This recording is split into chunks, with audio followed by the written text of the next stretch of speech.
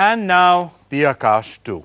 In just a couple of minutes, we're going to be showing you the interview with Rajiv and I did with Mr. Tuli on all the controversies that have been surrounding the Akash 2. But I think before we go to those, we should spend a few minutes on the product itself. Because I have to say, Rajiv, a tablet like this, and specifically the screen on this, for a product that's going to be priced in the 2,000 to 3,000 rupees, 4,000 rupee range, Data Wind, the company, I think it's fantastic. And they're supplying it to the government for about 2,000 rupees. The government will subsidize it further to 50%, which means students will get it for 1,000. Now, that's the big dream and the vision. The problem is, will they ever be able to supply the numbers required? But let's just look at the product first. Now, when we first saw the Akash 1, we said, look, okay, it's cheap. It feels cheap. It's not easy to use. It was clunky. It's clunky. The screen was awful. To make the touch screen work was next to impossible. So I said, look, yes, it's cheap, but it also, it's not going to be that attractive to use. But yeah, maybe somebody who just can't afford it would use it. Now, the Akash 2, I can tell you, is actually a product that most people could use with absolutely no problems. Yeah. See, I'll tell you what. Even at that time, we said, from whatever that tablet was, the Akash 1, the vision was great, the product was awful. Now, the vision continues to be pretty good, but the product is actually catching up to the vision. This is good stuff, and both you and me really like the screen. The touch screen. The touch screen is fantastic. There's no issue with it. Okay, the resolution could be better. I'm sure there are lots of things that could be better. You're going to go off and compare this with a 60,000 rupee iPad, you're going to struggle. But yeah, obviously, if you're comparing this with for a 2,000 or 3,000 rupee product, I think it really competes with products that I've seen in the 10,000 or 15,000 rupee range with no problems. Oh, absolutely. I think you're very right comparing it to anything in the 10 to 15 variety, because there are many tablets at even 5,000 or 6,000 rupees, and this one would well compare with that. Good stuff out here, but at the end of the day, it's famous, and the reason we are actually doing it as a cover story is because this is the Akash 2, and it's supposed to be delivering on many other fronts. So those are important questions too. I mean, does this really hold that entire mantle of being made in India? Because it's been called the world's most inexpensive tablet, made in India. Is it?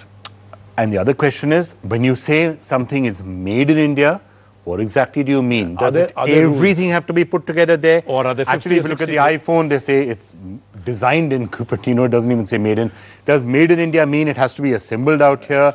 What is the value? And some of those questions we are going to be... All of them. I think we literally did go through it all. But let's take a look. But the product itself, I have to say, one of the benchmarks on which this is going to be judged is the extent to which this can actually change the country. Because that's one of the promises. Exactly. This, in the hands of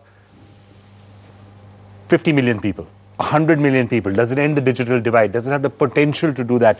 Those are some of the questions we also need to be looking at. Including the software with it, yes. So let's just first show you the Akash 2 in some detail. Take a look at the product.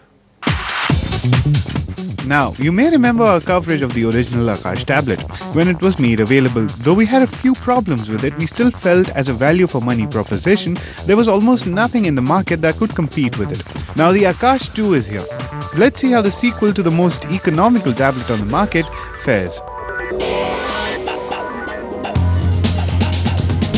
Now the first thing you notice about the new tablet is how much better the form factor is. Thinner and lighter than the original, and with a massive facelift to boot. The feature list has seen an upgrade as well. We start first with the 7-inch display. The biggest upgrade here is the fact that it is now a capacitive display, and while it's miles ahead of the original, its sensitivity still does leave a lot to be desired. The processor under the hood is an A8 1GHz processor with 512 MB of RAM on board, which provides enough power to drive the Android 4.0 OS. And yes, Ice Cream Sandwich is a massive improvement. The memory can also be bumped up to 32 GB via a microSD card. The biggest disappointment here is the 3-hour battery life, which is something you have to live with if you invest in this device. Overall, for its price, it's a very usable tablet. But we also have to keep in mind that given the current price, there's nothing we can compare it to. So the product, really nice, a big improvement on Akash 1. But now the controversies. Rajiv and I got a chance to speak to the man at the very center of it all, the man behind the Akash 2, well, Data Wins at any rate. Here's what he said to us just a short while back. Time to get the last word on the Akash 2. More controversial than anything else and more path-breaking than anything else with us. the person behind Akash 2, Mr. Suneet Singh Tuli. But let's just start with some of the things that people are saying. Essentially what they're saying is what you've done is gone and picked this thing up from China and are selling this here under your brand name. Packaged, ready. You package it, no but it's a Chinese product that you're selling. That, of course, is false. And the way you can say and show that that is false is that nobody else in the world, including the guys in China, landed in China, can match this price point. For a year, people have said, how is this possible? How can this be done at this kind of price point? We've always explained it. Our bill of materials have been published regularly, and we've explained the reason is that the LCD is made based on our IP, and the touch screen is actually made by us. Okay, so can I just sort of take this a little further? One is the economics of it, right? Which you're saying you can sell it cheaper than anybody can.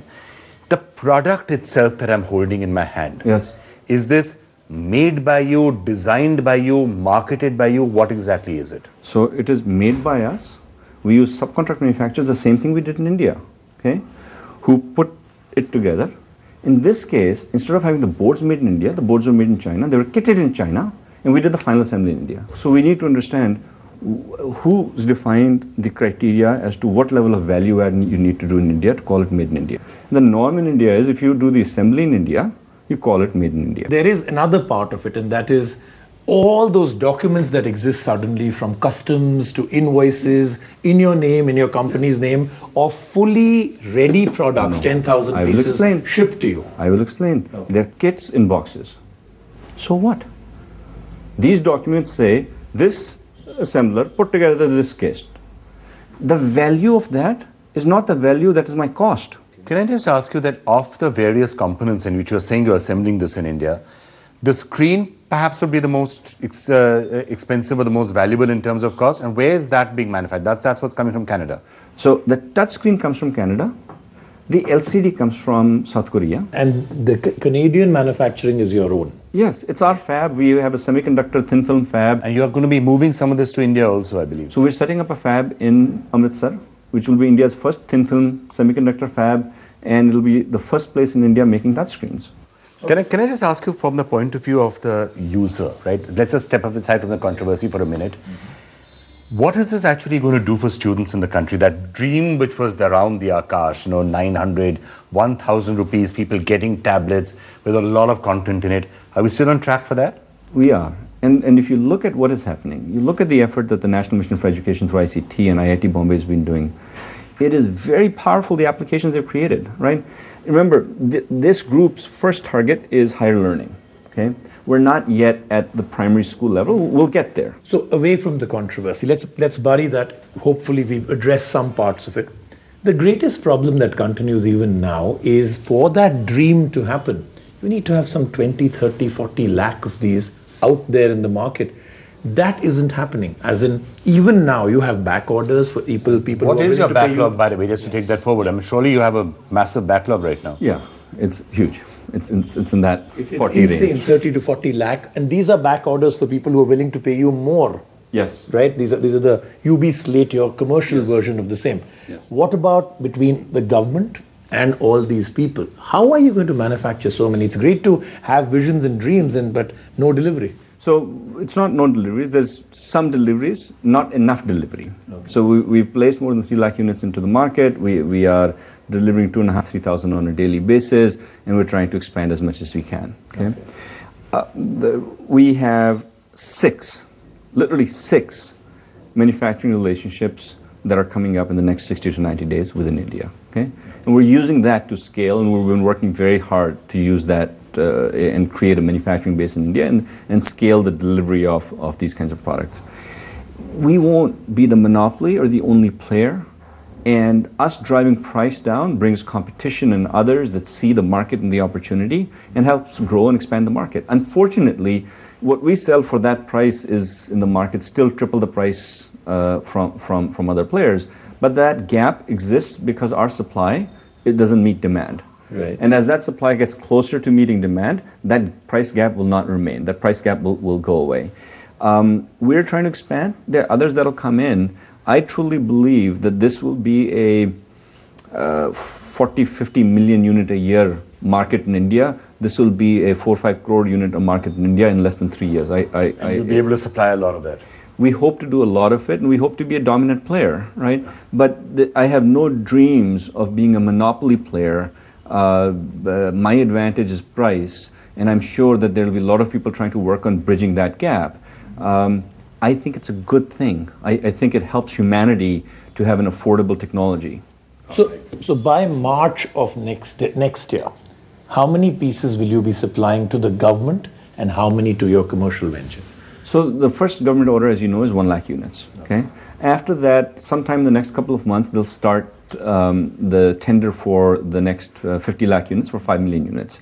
I don't know if the tenders will be awarded and you know what of that component will be, but for this 1 lakh, we will certainly have supplied this 1 lakh within that time frame. Okay. Our supply on the consumer side, between 7 to 10 lakh units by then. Now, has that met all of my requirement? It has not, and there'll be more that'll come, but you know, we're doing what we can. Tuli, it's great talking to you as always, and as I was saying, we will of course take a closer look at the product, which is definitely much better than the Akash one, and now at that sort of a price point, it's a really nice product to have. Thank you so much. Thank you for having me. I appreciate it. Good of you to come. Thank you. Thank you.